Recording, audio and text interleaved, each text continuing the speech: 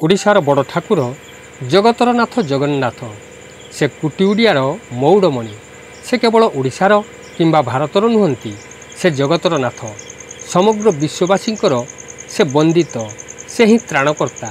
तेबे जगन्नाथ को नहीं उत्कलियंक भावावेग भिन्न प्रति ओडियांकर से आराध्य सेइथिपाई तो ओडिशार प्राय प्रति गाँव में गढ़ी उठिलाणी जगन्नाथंकर भव्य मंदिर बढ़ी चली लीलामयंकर अपूर्व लीला।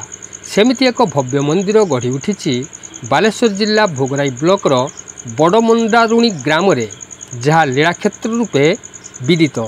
आसंतु देखिबा स्वतंत्र उपस्थापना। 100-150 वर्ष पूर्व एठारे एक खेजुरा मठ नाम जगह थिला।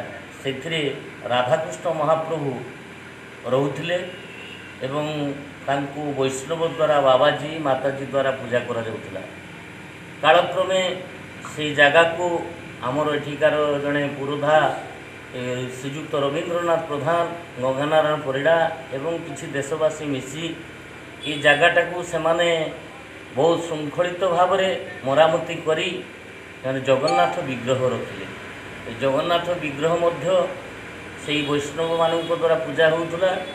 ताहा कालक्रमे 2018 मसीह प्रभुंक दयारू जगन्नाथ मंदिर एवं राधाकृष्ण मंदिर निर्माण होला।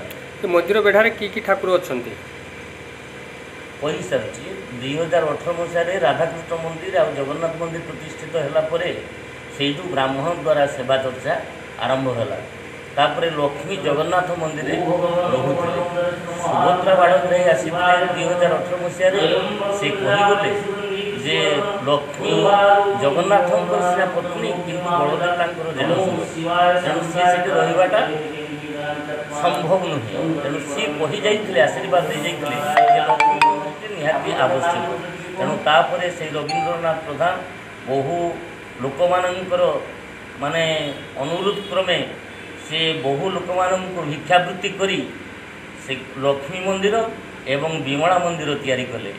आमर एठिकार जड़े मास्टर से कि रिटायर्ड मास्टर बर्तमान गंगानारायण परिड़ा सी कौन करते ना राधाकृष्ण मंदिर सी प्रतिष्ठा करते पुणी सी कौन कले ना लोक मान दर्शन पाई पुणी से शिवलिंग प्रतिष्ठित करी शिव मंदिर कले।